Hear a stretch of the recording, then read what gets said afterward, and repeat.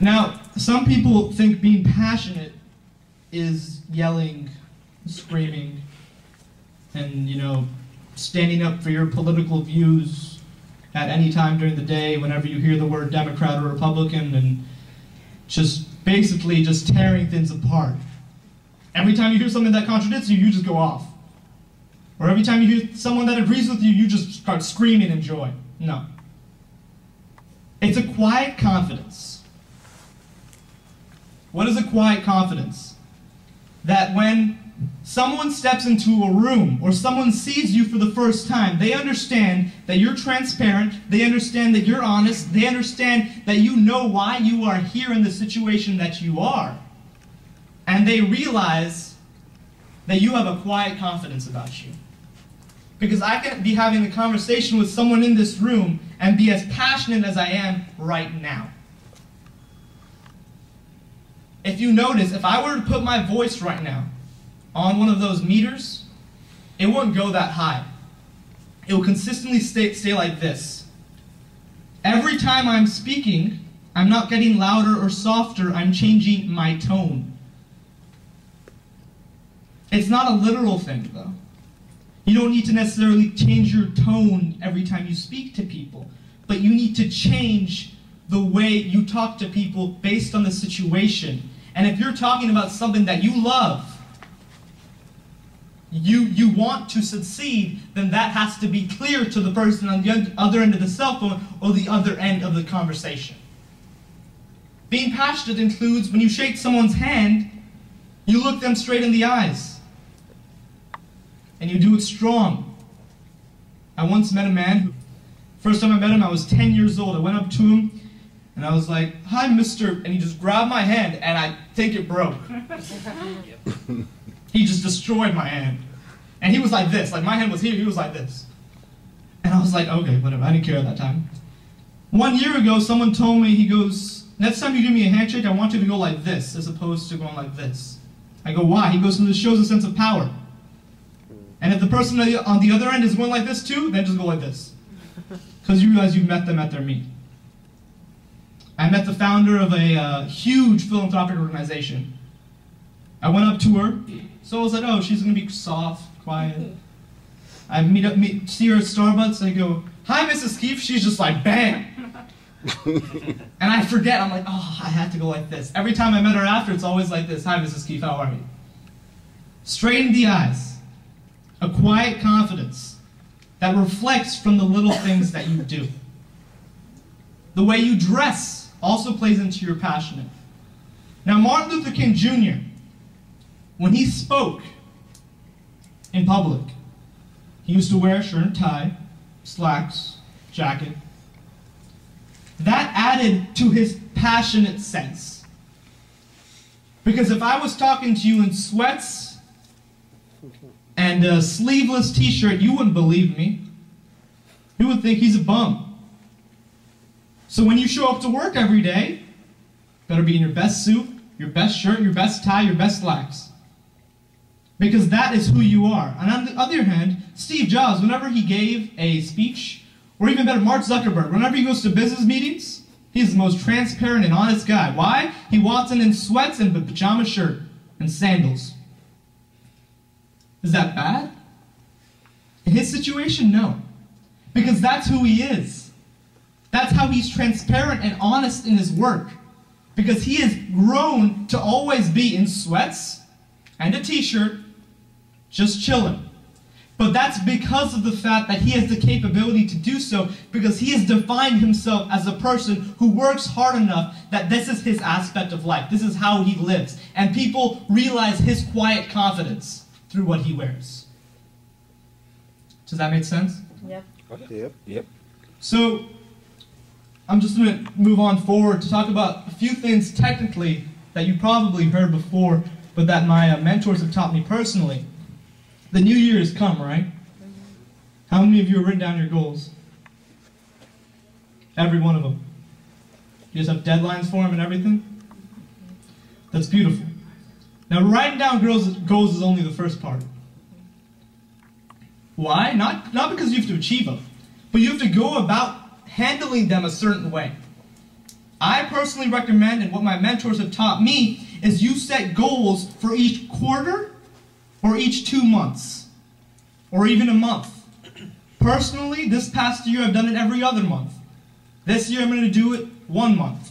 Now, if you have numerous things going on in your lives, or if you're in a corporation where they have numerous things going on, then there should be goals for each and every aspect of your life. If you're in school, there should be an academic goal. If you're an athlete, there should be a sports goal. If you're a businessman, there should be numerous goals, sub-points under what you already do. If you have a family, there should be family goals. If you're spiritual, you should have spiritual goals. Now, there's a big problem with setting goals.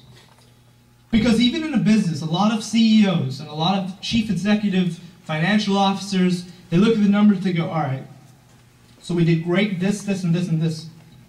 Oh no, oh no. Look at that. Look at that. And they just lost a ton of money in this one area. And their self-esteem just goes down. And then that's how fights break out. That's how just a bunch of things just tear the organization. Now, as a human being, as a person, as an individual entrepreneur or a corporation, your self-image is not linked to each and every one of those goals. It's linked to every one of the goals.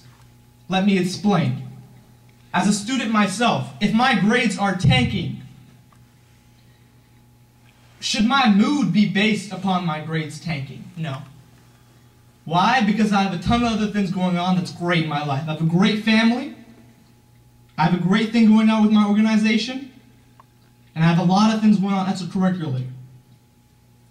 And you need to understand that. You need to have the confidence to say, if I'm having troubles at work and I'm not getting the results that I want, my self-esteem and confidence needs to be consistent. Because if I let that one thing bring me down, then I promise you all of the others will go down with it. You can write goals all you want. I'm not asking for perfection from myself. I'm asking for greatness. There's a clear-cut difference in any organization, in any business. Greatness is defined by the corporation. A small tech organization, greatness for them would be reaching 25,000 people, getting their product out there. Greatness for Steve Jobs would be getting every person in the world to have an iPad or an iPhone. But both of them are equivalent to each other because they have set their standard of greatness. And if you set your standard of greatness, you have no choice but to be happy because you will consistently achieve your standard of greatness. It applies in life, and it applies in business. Now, moving forward to the last part. Why do we tell our stories? Why? Just shout out an answer.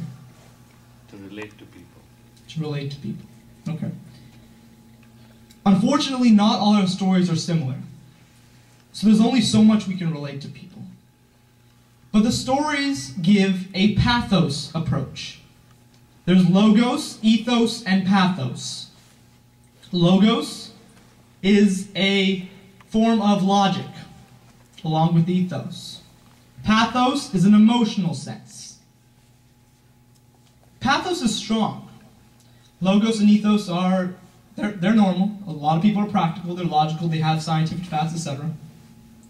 But pathos gives you the emotional pull to someone. So, if I'm from Apple, and I got there through a lot of work, I just reached the top, I was a CFO of Apple, and I'm just doing great. You wouldn't relate to me, not at all. But, if I can give you why it is important to me, they will relate to what you believe in. People will relate to what you believe in. There's a famous quote. Just kidding, I made it up. It's called, Society is attracted to a man on fire. excuse me, society is attracted to a human soul on fire. A man with a burning desire. Any incident, any event, any significant thing that has happened in the world has started with a human soul on fire. Because they are so damn excited for what they're doing. And if you are so excited that your soul is burning with how much you want to succeed in whatever it is that you are doing, then society has no choice to be attracted to you. You know what's interesting is Martin Luther King is so famously acclaimed. There are so many other people that were activists for the civil rights movement. So many. And they were all great men.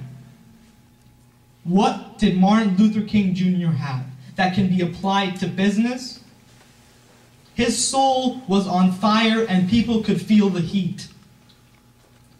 They understood that what he was doing was bigger than just himself. They understood that making money was not for himself, it was to build a legacy.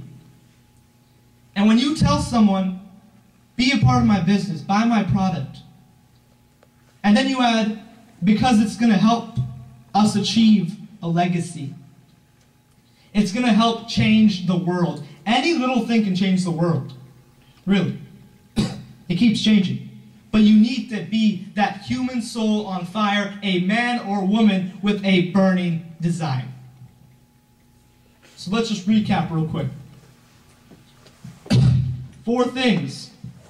1, personalize your story. 2, powerful language. 3, transparency and honesty. And 4, being passionate. They all link together.